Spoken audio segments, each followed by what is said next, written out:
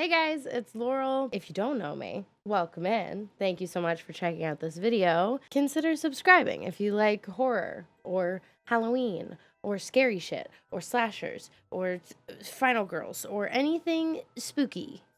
Or gaming, I do that too. Anyway, so today I feel like bringing us back to OG YouTube like 2010. Let's take some BuzzFeed quizzes and sit back and relax and learn a little bit about ourselves. But, add a little spice. We are going to be taking quizzes today that have to do with horror movies, the horror genre. What final girl am I? Which specific horror trope do I fall into? Would I survive a horror movie? I feel like finding that out today. So let's do that. We're going to take a BuzzFeed quiz. I know we all have opinions on BuzzFeed, but we're going to ignore those opinions for content. Today we're going to survive a horror movie to reveal which iconic final girl matches our personality. These kind of quizzes are always hard for me because I watch a lot of horror movies. I know what I should do, but I don't know what I would do in these situations. So I'm going to try to think critically, okay? An old friend from college invites you to a dinner party that he's hosting to celebrate his engagement. You arrive late and the dinner's already in motion. What do you do? Talk to some old friends, text a friend to tell them you've arrived, chat up the guy who invited you, make some new friends, grab a drink and get lit, flirt with some cuties. I guess it depends on what the vibe of the party is that I got invited to. So, college friend invites you to a party he's hosting for his engagement. We're on the first question. I'm overthinking it. I would grab a drink.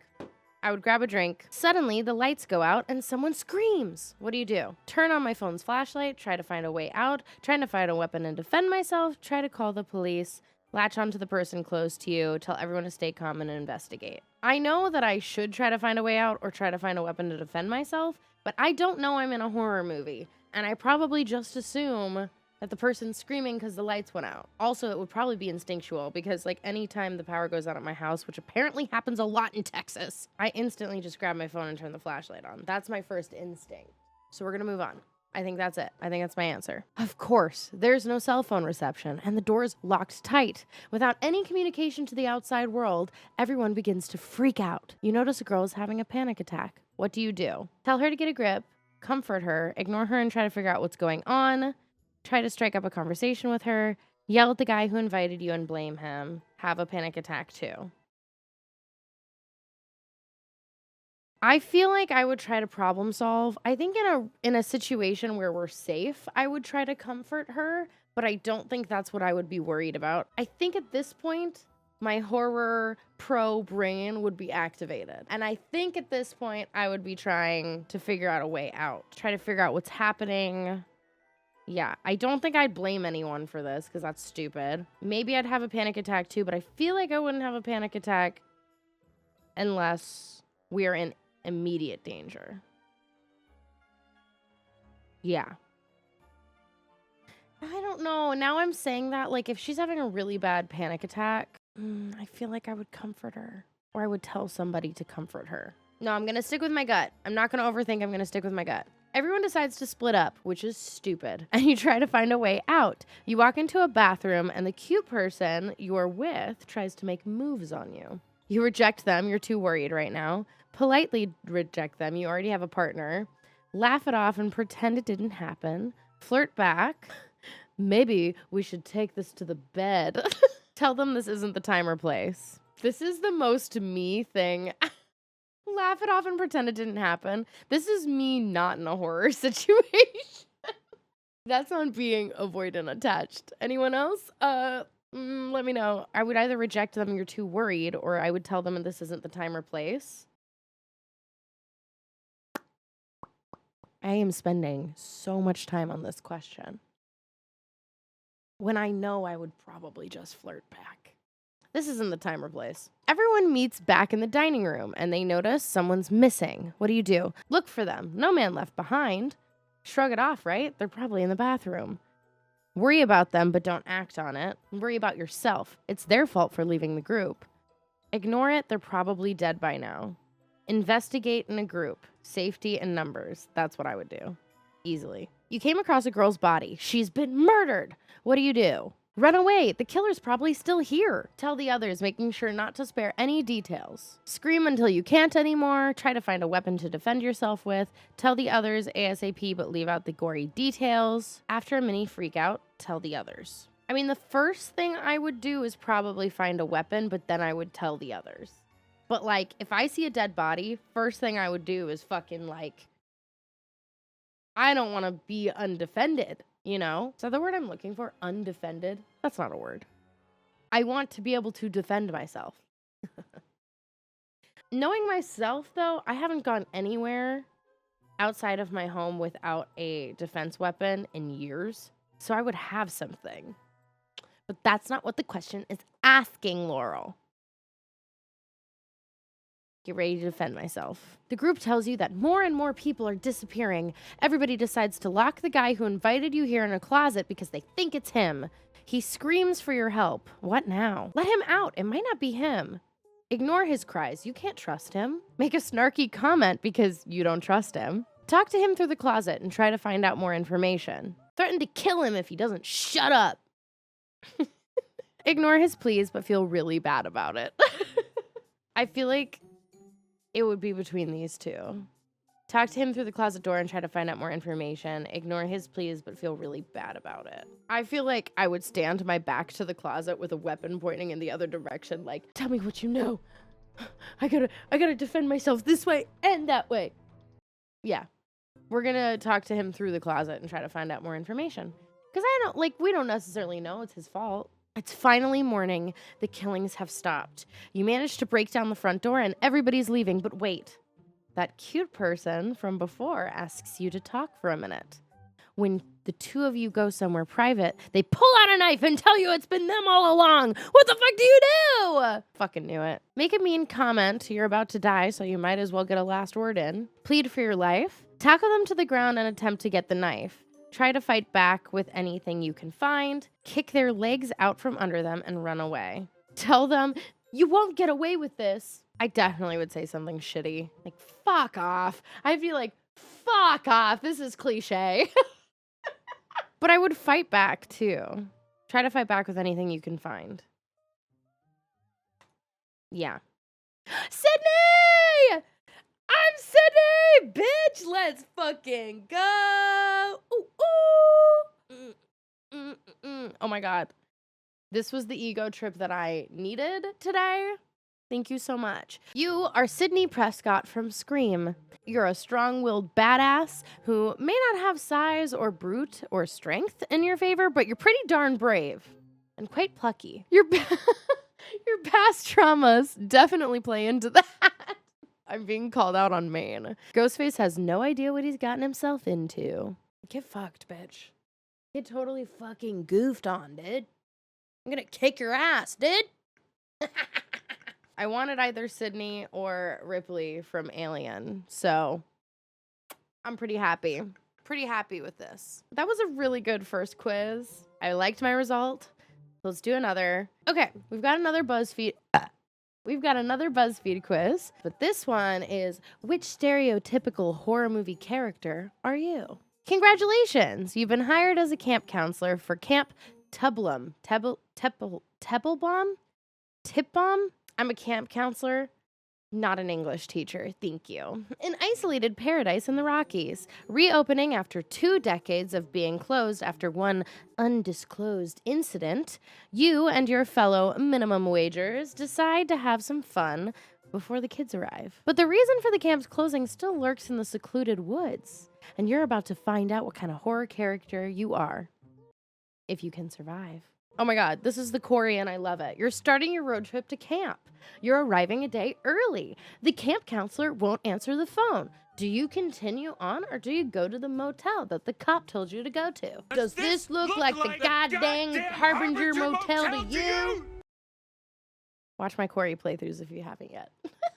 You're starting your road trip to camp. Which song are you picking to start your playlist? This is an interesting question to start. Time of the Season by the Zombies. Cherry Bomb by the Runaways. Golden Years, David Bowie. The Stroke. I don't even know this artist? Billy Squire?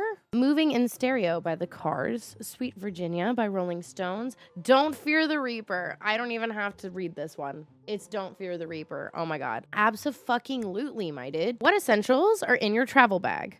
A nail file. Ew. A yoga mat? Soy nuts. This is so we are doing tropes here. This is absolutely a trope. A pack of chewing gum, expensive moisturizer, and pepper spray. That sounds very much like me. Beloved sweatshirt, spray on deodorant, quality earbuds. That also sounds like me. Laptop, Swiss Army knife, and thermal leggings. That also sounds like me. Fuck! This also sounds like me. What we're learning here is that I'm an overpacker. A sticker-covered thermos, hair gel, and an old scrunchie, a flask, Band-Aids. Okay, I would definitely have some sort of pepper spray or army knife. I'm gonna go with laptop, leggings, knife. But I would also have pepper spray. I don't go anywhere without pepper spray, so. But I'm gonna go with that because I would always have my laptop or some sort of electronic device. If you had to pick an 80s slasher, which would it be?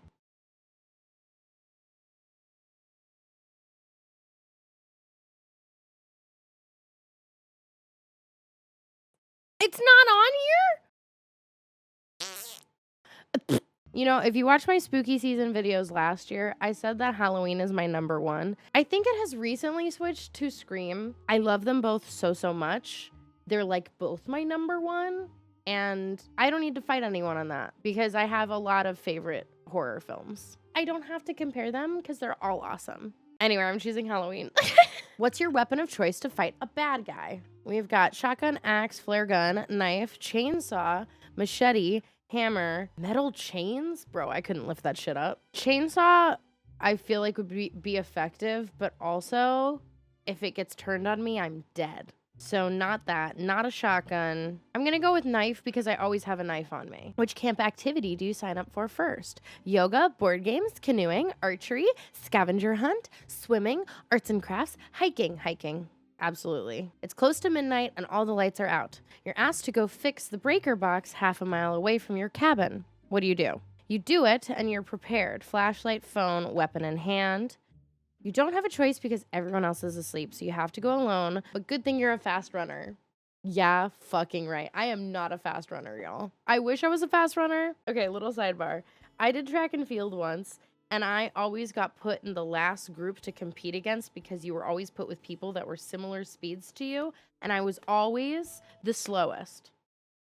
Always. It was so embarrassing. Why did I even do track and field, you ask? To impress a boy. Anyways, you risk it and do your job. You know your way around the woods like no one else. That includes the hiding spots. Nope, won't do it. Plain and simple.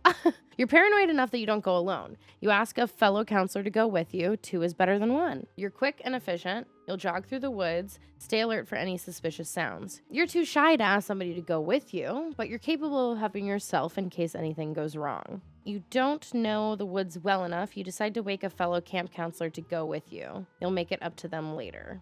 See, I think that I wouldn't go alone and I would do this.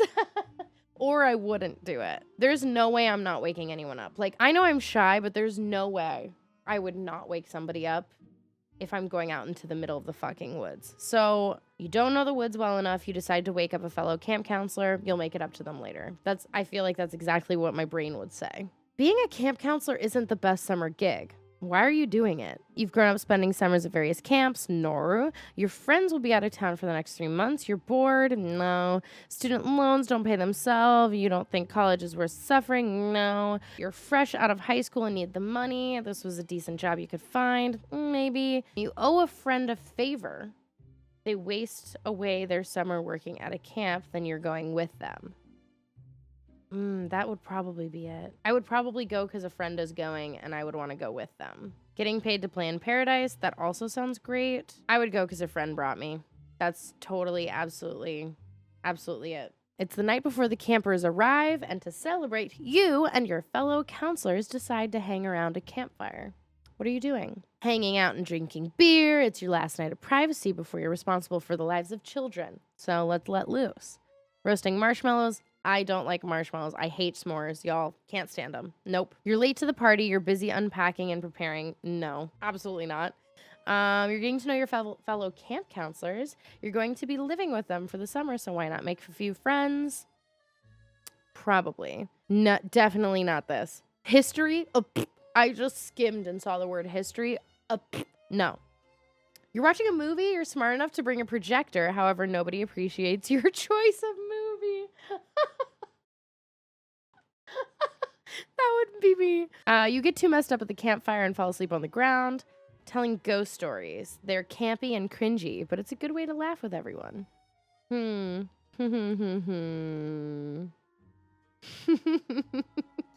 feel like I wouldn't bring a fucking projector.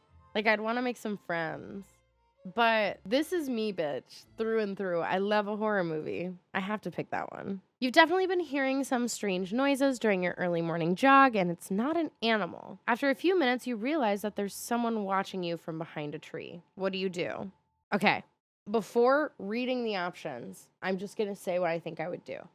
If I saw somebody watching me from behind a tree, I think I would pretend like I didn't notice them and reach for my pepper spray. Because I would have that on me. If I'm going for a morning jog, I always have my pepper spray that's attached to my hand. Or I'd get out my knife. I'd pretend I don't see them, prepare myself, and then act fucking nuts. Because that's what I've been told you're supposed to do. You just like act fucking crazy and scare them off. Because I would probably think it's like a fucking pervert. You don't jog alone. Is it supposed to say so? Not the spelling error in a BuzzFeed quiz. Okay, you don't jog alone. You grab your friend and suggest heading back even though they haven't seen or heard anything. You call out to them partially in fear and mostly out of confusion. You're not sure if another camp counselor is a wandering hiker. You investigate. This is super suspicious and you're getting bad vibes. You look to see if anybody else is around. If there isn't, you look back and the person is gone. Oh God, fuck that. You stand your ground and shout. Stupidly brave or bravely stupid? You just know that you don't like being messed with. You're already running, so why not run faster? You keep jogging, it's probably just a hiker. You wouldn't be in this situation. After hearing strange noises in the wood, you would have immediately jogged back to your cabin. I think based on my answer that I gave y'all, it would be this. I'd like yell at them like, what the fuck do you want? What? Okay, one of the camp counselors hasn't been seen for a few hours and it's past curfew. What do? You know where they are. They told you they were going for a jog and would shower afterwards, so you're not worried. You stay in the cabin. You're sure that they're just having fun. You get irritated whenever someone suggests searching. No. You call the police. I don't think I would call the police that fast. Try calling them, but discover that their phone is in the cabin. You and the other camp counselors go looking for them. Ooh, this is probably what I would do. I think I would instantly try calling them. And then take the camp counselors out to go look for them. And lastly, the worst has happened. You've been attacked by a masked stranger wielding a chainsaw. Oh, fuck. Fuck that. Okay. Unfortunately, you've been separated from the group and you're trapped with a badly injured camp counselor. What do? You hide. It's not easy fitting two people in whatever hole you decide to burrow in, but it'll work until someone finds you. You go to the infirmary. It's stocked with whatever will help. For your friend's injury, they need help fast. You find a weapon. It's every man for themselves. Give the camp counselor a weapon and go on your own way. I feel like I'd do half of this. I don't think I'd leave that person. You leave, they're already bleeding out pretty badly, and they have made it clear they won't be mad at you. Not the people pleaser. You want to leave them, but you couldn't deal with the guilt. You ditch them, but don't worry, you'll be back after you get help. You two make a run for it. You have your car keys, so the two of you book it to the parking lot. You search for the others. Unfortunately, you have to leave the friend behind. You'll be faster this way. If I have my car keys, we book it to the car. Why would I go to the infirmary? If I could drive off, we get out of there. And then we get help. Obviously, we would leave other camp counselors behind, but like the other person's injured, and this would be more likely that they wouldn't fucking die and bleed out if we leave. Yeah, I think that's what I would do.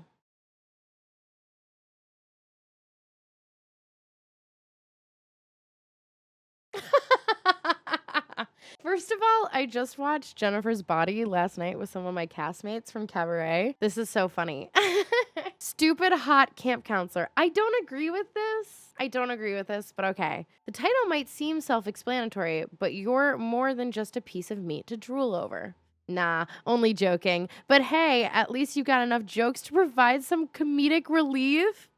Despite the fact that you had a gratuitous A gratuitous nude scene?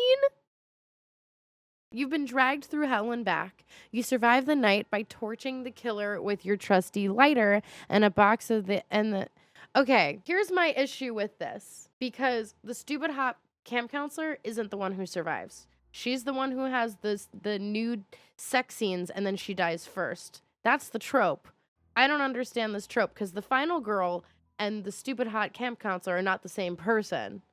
But you're saying I survive by torching the killer. So you're saying I'm the final girl, I'm the hot final girl who also has a sex scene? Whoever made this quiz doesn't watch enough horror films. They don't understand how the tropes work. I'm calling bullshit. I'll take it as a compliment because that means I'm hot and I survive. But bitches don't know their tropes. That's all I'm saying. That's all I'm saying. They need to watch Cabin in the Woods. 3 for 3. Let's do another BuzzFeed quiz. Find out once and for all. Would you survive a horror movie? Let's see. You hear a strange sound outside. What do? Check it out. Ask your neighbor to check it out. Ignore it. Laugh it off. Oh, that's it. These are the only options. Okay. Due to past experiences, I know what I would do. I would immediately text my neighbor. We also have security cameras on the outside of both of our houses. So I check the security cam and then text my neighbor to check hers. The phone rings. You answer it. But there's only an ominous breathing on the other line. What do you say? Very funny. Stop prank calling me or I'm calling the police. Listen, this isn't very funny. I've got a gun and I'm not afraid to use it. Nope. I've seen this movie way too many times. I hang up immediately and call the police. I don't think I'd actually say that. I think I'd think that and then hang up immediately and call the police. Michael Myers has escaped the containment facility in your town.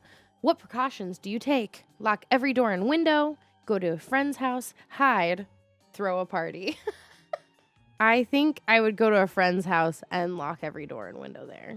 You live on Elm Street, and your best friend across the street just died the other day in their sleep. All the police found were mysterious claw marks. It's late at night, and you're getting sleepy. What do? Take a quick power nap, chug a Red Bull, take a warm bath, do some research on this Freddy Krueger person your best friend mentioned right before they died. Yeah, I think if my friend just died, I would research what she was talking about right beforehand. Here's the thing, though, like, I don't like this quiz in particular because the way it's asking questions, it's framing it based on specific horror movies, which we've all seen, and we know what the correct answer is. Like, I would rather they give us, like, scenarios that aren't from specific movies. You're a camp counselor at Camp Crystal Lake, and all the cabin mates have gone missing in the middle of the night. What weapon do you bring with you to check on them? Yeah, I mean, a knife. We already answered that last quiz, so. You and your friends find a Ouija board. I don't fucking touch it.